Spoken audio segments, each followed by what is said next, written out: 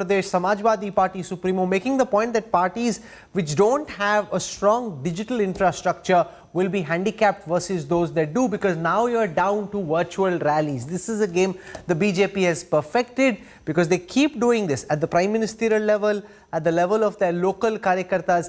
Will that prove to be a factor in this assembly election? Siddharth Nath Singh now joins us, one of the senior ministers in the Yogi Adityanath government in Uttar Pradesh. Siddharth Nath Singh, this will be an election very different from what we've seen so far. In the initial period at least, physical rallies totally banned. Well, Rahul. Yes. Is that something that concerns you? Well, Netas like Rahul, to go out and about. Whatever I've learned through the channels and I've read about the election process, well, certainly it will be a different election format, but it will be an innovative format, and perhaps this could be the future of electioneering in India. And I personally feel the way the BJP has structured and we have used the technology, it should go to our strength during this time. And we should have no problem handling this election through virtual platforms, and well, I will say digital electioneering will be the format, and we should be looking pretty good in that. Now, the one X factor for the party that is in power is this.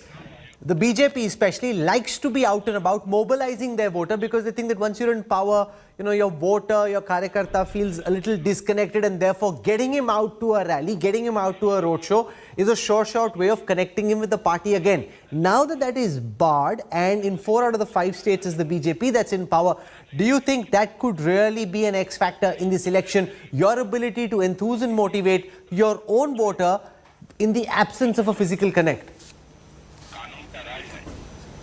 Well, Rahul, I think BJP has already done that exercise. Unfortunately, we have completed that exercise to a large extent, I would say. And so that X factor which you are referring, which to an extent is true, but since we have completed that process, I don't see that motivational issue would be a problem. And I'd like to give you an example, Rahul. During COVID-1 and COVID-2, no other political party workers were on the street helping people except the BJP. That's what I have seen in Uttar Pradesh. And we were all out, taking all the precautions, trying to help the people, from rations to, admissions, and trying to help them even to the supply of oxygens. So BJP could mobilize them during that time, and it was through virtual connect only. So perhaps that the thought that BJP loves to do that, and certainly it has been a part of our format, but we have mobilized our workers through virtual connect, and they have gone in large numbers and helped those who were facing difficulties during COVID-1 and COVID-2. Now, the fear that if Netas don't follow these guidelines, action would be taken. Would that be a fear that holds parties back? Because Netas sometimes tend to say, dekhi jaogi in an election, going out and doing what we need to do in terms of connecting with our voters is important.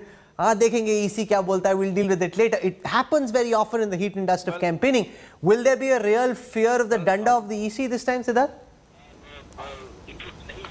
Well, I hope that doesn't happen, and we should all follow what the Election Commission is saying. It's in the interest of the society also and the country.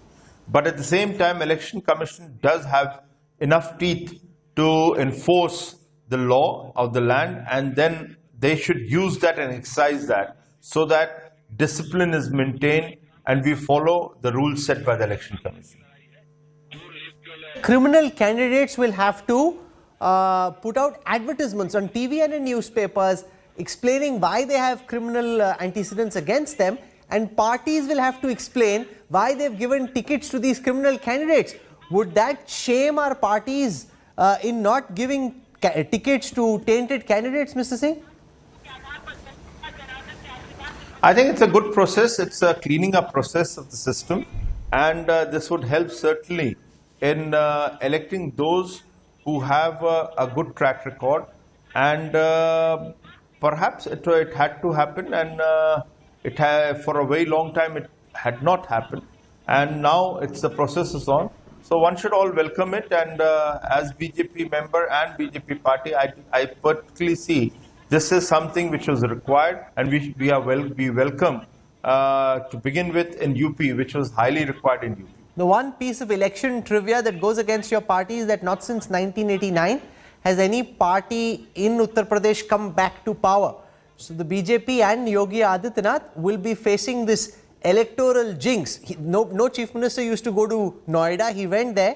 Now there's this double jinx of not being voted back to power. Is that something that concerns you? The fact that because of COVID, because of the inability to do all that you wanted over the last year and a half, 2 years, there is a general sense of disenchantment, not necessarily amongst your voters, but in the populace at large, which is something Netas will have to manage or work against during the campaign.